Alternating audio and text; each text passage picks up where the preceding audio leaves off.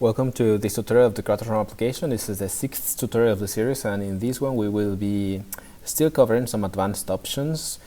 We will be using for this particular video the fluid dynamics example, so we will need either GID or ParaView for post-processing, and then the fluid dynamics and the ROM applications.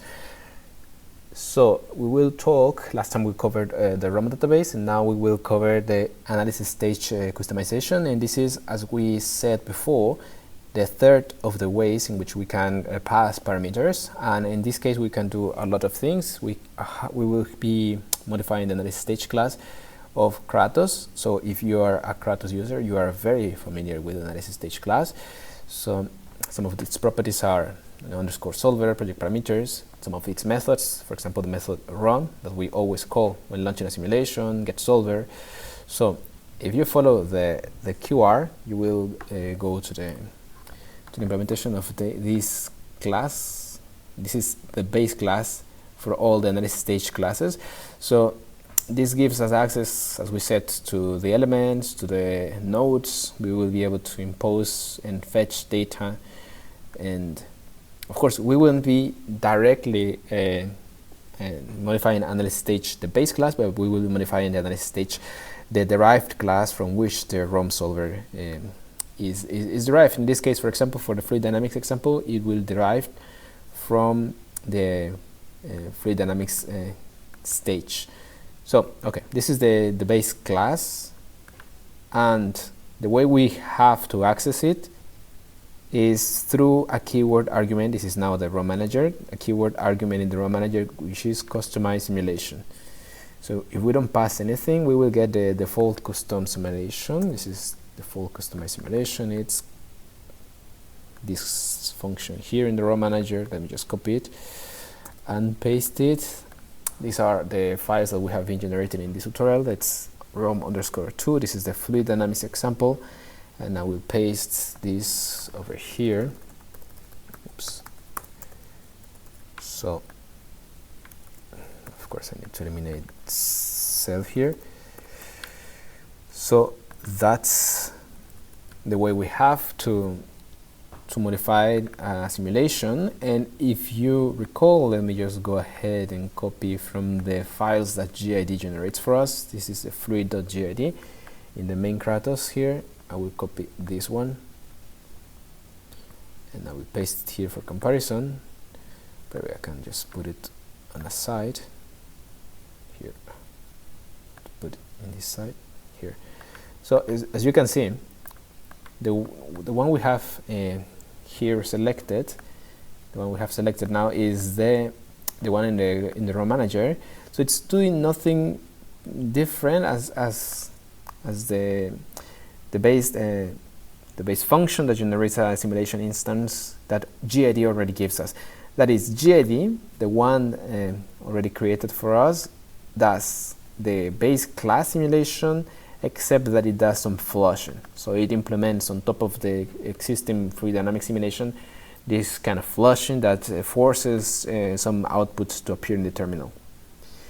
But that's the only thing it does extra. So what we will be able to do, following a very similar syntax, if you see CLS, global model, parameters, and an extra parameter mu, this is the same list containing the parameters that we have passed to each of the simulations. So if we want to do something special taking into account that parameter, we can do it inside.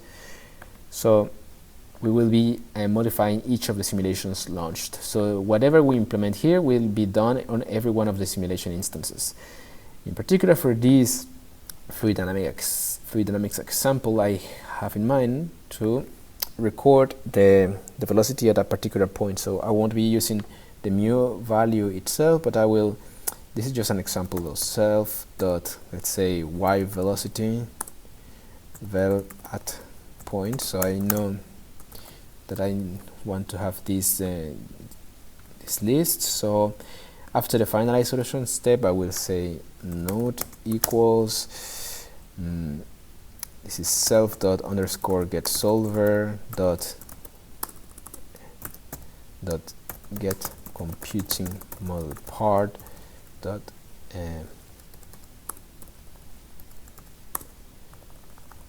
get node. And I saw in the the GID that the node 1515 with that ID is behind the cylinder, so in the how is it called, downwind. So it's downwind from the cylinder, so it will I will be able to capture here the fluctuations on the velocity. So I will do self.y velocity at point dot append. So I'm appending to this list the result at this time step. In order to get it, I will do node dot get solution step value, and I get Kratos Multiphysics dot velocity underscore y, and then I need to also pass a 0, and that's it. I am now on every time step with this function from the analysis stage. Finalize solution step, I will go and fetch this node, the 1515, and from that node I will get the velocity in the y direction. So I will save all of those solutions on this list, and then there is a method every function calls it, and it's called get final data. Well, at least it is implemented, and by default it gives us an empty dictionary. For this particular instance, let's return a dictionary that is containing vel y, and then I will put mp.array, and I will transform this list into an numpy array. Yep, like that. And I'm using numpy, so I need to import numpy as np. That's it. I will also want to I'm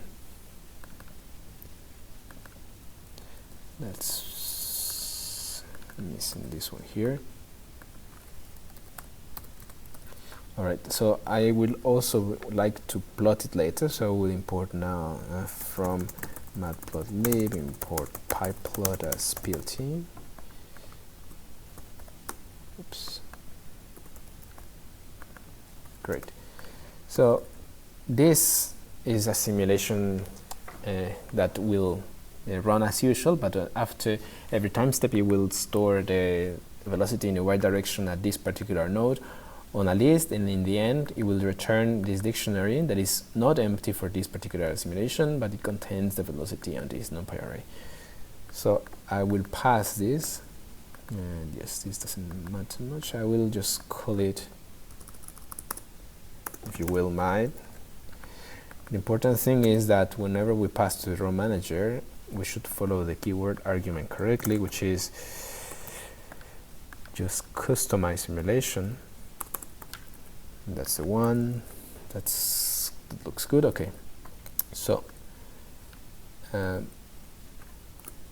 will not do that. I will come here and do a training with let's say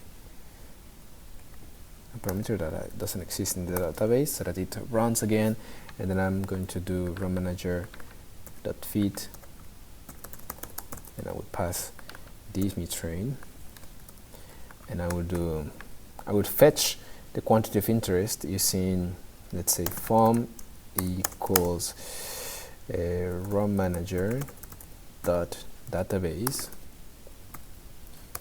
dot get snapshot matrix from database, and I will pass this train. I mean, in this case it consists of a single case. Then I need to pass here also the table name, which is quantity of interest form, and then for the quantity of interest I need to pass a third argument, which is the name, this one in this case, vel y, that I am calling, because since we can have multiple quantities of interests that are stored in the dictionary, so I need to specify which one. So that's for the form. Let's put also for the ROM, and then here of course I need to call it from the ROM, and then finally I will just plot it, plt dot plot plt dot plot form and ROM with a label, right? So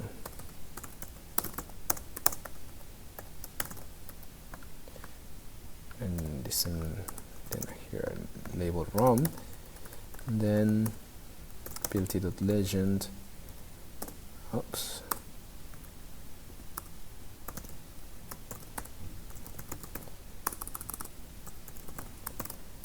So in this case, my simulation will store the solution in this vel_y, and I will fetch it from the database, both FOAM and ROM, and I will compare those.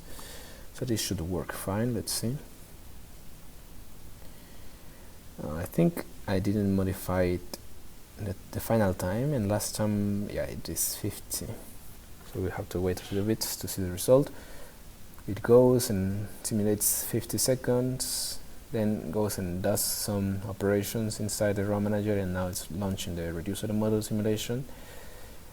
And in the end, it will save it to the database. It will go and, yes, probably this value of viscosity didn't produce a very interesting solution, because as you can see, there's no fluctuations basically, but we can see that the full order model and the reducer model are very close to each other. So this particular viscosity produces a foam and also a ROM that doesn't have a lot of fluctuations. Here we can see the difference, and therefore it's easy to capture. Let's see. Let's see if we can do a window here. Well, there is some fluctuations indeed.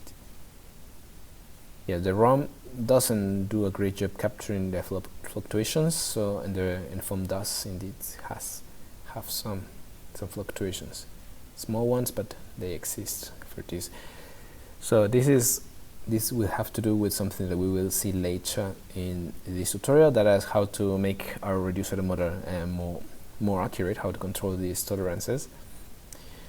But in this tutorial we have seen, or the objective was to see this particular way of customizing the simulation, changing anything in the analysis stage.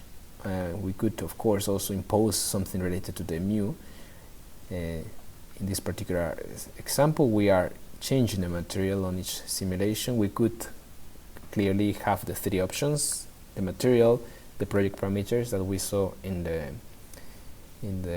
structural example, and also this one. So imposing different ways of imposing the parameter variation to each of the simulations. So in the following tutorial, we will be covering the usage of non-converged solutions, and we will use for that the structural mechanics example, and we will continue with the rest of the topics in following videos.